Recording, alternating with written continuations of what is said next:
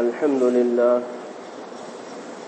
لله رب العالمين والصلاة والسلام على سيد الأنبياء والمرسلين وعلى آله وصحبه أجمعين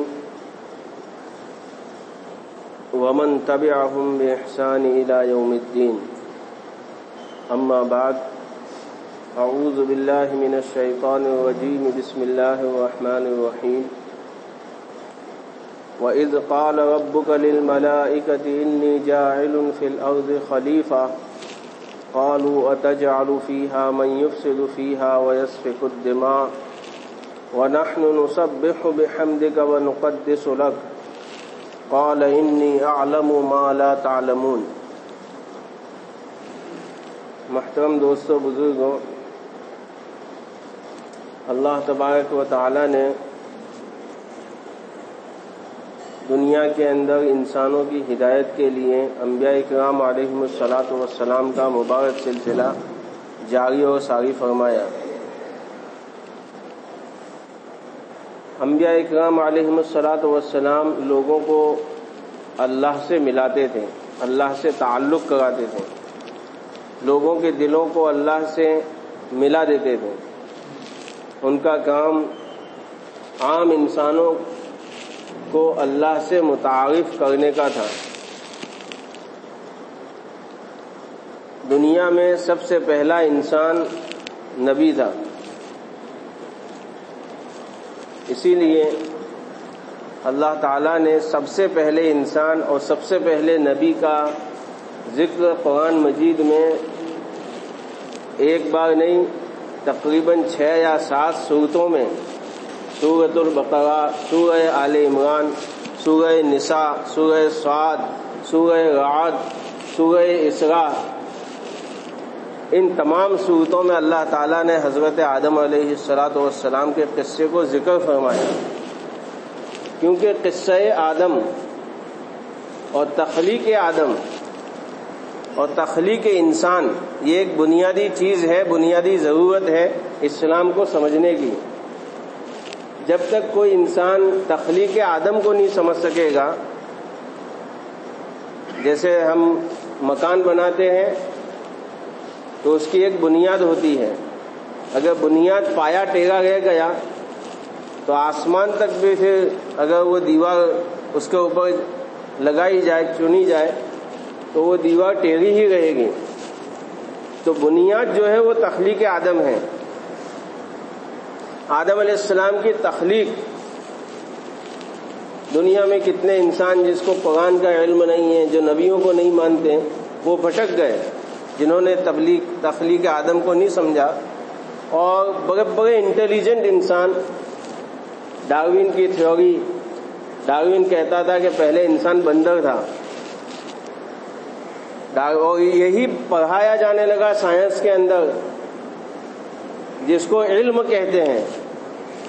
حالانکہ حقیقی علم، حقیقی گنان اور حقیقی شکشن جو ہے وہ قرآن اور حدیث میں ہے.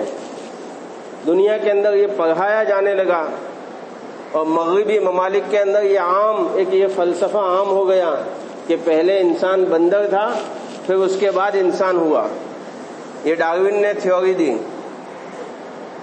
ہمارے ایک بہت بڑے عالم دین ہے، وہ کہتے ہیں کہ بھئی ہمارے پوروج جو ہے وہ تو انسان ہی تھے، قرآن نے ہم کو بتایا، وہ بطور مزاح کے کہتے ہیں، بطور لطیفے کے کہتے ہیں کہ ہم کو تو قرآن نے بتایا کہ ہمارے پوروج جو ہے وہ بابا آدم ہیں، اور وہ تو انسان تھے اور نبی تھے، پتہ نہیں ڈاروین کے پوروج ہو سکتے ہیں بندر.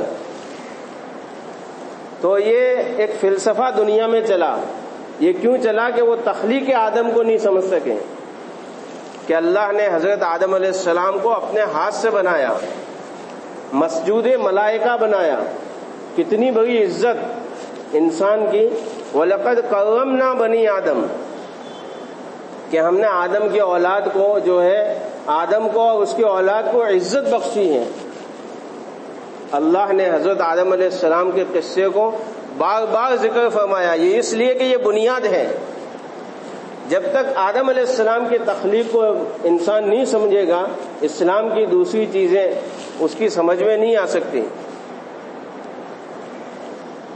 اللہ نے حضرت آدم علیہ السلام سے پہلے ایک مرتبہ حضور پاک صلی اللہ علیہ وسلم کی مجلس لگی ہوئی تھی، اور ایک صحابی نے پوچھا کہ اے اللہ کے رسول صلی اللہ علیہ وسلم، اللہ تو ہمیشہ سے ہیں اور ہمیشہ رہیں گے، هو الاول والآخر، قرآن کہتا ہے هو الاول، وہ اول ہے نے سب تمام پہلوں سے پہلے، والآخر، سب کے بعد وہ ذات ہے، هو الاول والآخر والظاہر، وہ ایسا کھلا ہوا ہے کہ ہر جگہ موجود ہے، هو الاول والآخر والظاہر والباطن، اور وہ ایسا چھپا ہوا ہے کہ کسی کو دکھتا نہیں۔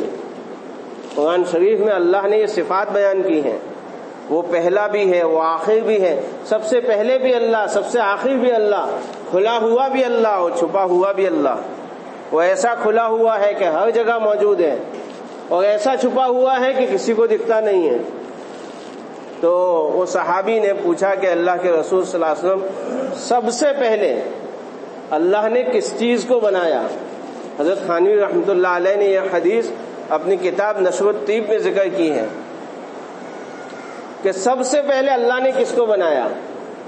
اللہ تو تھے، اور اللہ ہوا میں معلق تھے، نہ اللہ کا عرش تھا، نہ کوئی چیز نہیں تھی۔ حضور پاک صلی اللہ علیہ وسلم نے فرمایا کہ سب سے پہلے اللہ نے میرے نور کو بنایا۔ تو پتہ چلا بعد از خدا بزرگ توئی، قصہ مختصر۔ شیخ سعدی کہتے ہیں یا صاحب الجمال و یا سید البشر، کہ آقا، اے کملی والے نبی، اے سرداروں کے سردار، آپ کی تعریف کوئی کر نہیں سکتا۔ آپ کی تعریف کے لیے صرف اتنا کہہ سکتے ہیں ہم، بعد از خدا بزرگ توئی، قصہ مختصر۔ اگر اللہ کے بعد اگر کوئی شخصیت ہے تو وہ آقا محمد رسول اللہ صلی اللہ علیہ وسلم کی شخصیت ہے، کہ سب سے پہلے اللہ نے حضرت محمد رسول اللہ صلی اللہ علیہ وسلم کے نور کو بنایا، اور پھر اس نور سے اللہ نے عرش کو بنایا۔ اس نور کے 3 حصے کیے ہیں۔ اللہ نے عرش کو بنا، اس نور سے اللہ نے عرش کو بنایا، اس نور سے اللہ نے سورج اور چاند کو بنایا۔ آدم علیہ السلام سے 2000 سال پہلے، آدم علیہ السلام کی جو تخلیق ہوئی اس سے 2000 سال پہلے، اس زمانے میں تو چاند سورج نہیں تھے، تو پھر 2000 سال کیوں کہا؟ کہ اللہ اس کے رسول ہم کو یہ سمجھانا چاہتے ہیں کہ اس وقت جو دنوں کی اور لیل و نہار کی جو گردش ہے، چاند اور سورج کی جو چلن ہے، اس حساب سے اگر گننے جائیں تو آدم علیہ السلام کی پیدائش سے 2000 سال پہلے اللہ نے جناتوں کو بنایا۔ اور جنات جو ہے یہ بھی اللہ کی مخلوق ہے۔ جنات کو جنات اسی لیے کہا جاتا ہے کہ وہ دکھتی نہیں ہے، اور انسان کو بشر اسی لیے کہا جاتا ہے کہ وہ ظاہر میں ہے۔ بشر، انسان کو بشر کہتے ہیں، اور جنات کو کہتے ہیں جن، یعنی وہ بالکل چھپی ہوئی ایک مخلوق ہے، اور بشر بالکل ظاہر ہے۔ انسان چہرے، کوئی انسان اپنا نہ غم چھپا سکتا ہے نہ خوشی چھپا سکتا ہے۔ اللہ نے چہرہ ایسا بنایا ہے کہ خوش انسان کو دوسرا انسان کہہ دیتا ہے کہ یہ انسان خوش ہے۔ جیسے ہی دل کے اندر خوشی آتی ہے چہرہ چمک جاتا ہے، جیسے ہی دل کے اندر غم آتا ہے چہرہ فوراً پھیکا پڑ جاتا ہے۔ تو بشر کو بشر اسی لیے کہتے ہیں کہ وہ فوراً کھل اٹھتا ہے اور اس کا بالکل ظاہر ہو جاتا ہے، دلوں کی کیفیت اس سے ظاہر ہو جاتی ہے، اور وہ انسان بالکل کھلا ہوا نظر آتا ہے، اسی لیے انسان کو بشر کہتے ہیں۔ تو اللہ نے 2000 سال پہلے آدم علیہ السلام کی پیدائش سے جناتوں کو پیدا فرمایا، اور جناتوں کو دنیا کے اندر رہنے کے لیے بھیجا۔ اس سے پہلے اللہ تعالیٰ نے یہ زمین بنائی۔ وقت ہو چکا، میں آخری بات کہہ کر بات ختم کرتا ہوں۔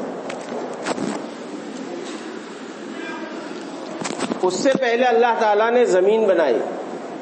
6 دن کے اندر اللہ تعالیٰ نے پوری کائنات کو سجایا۔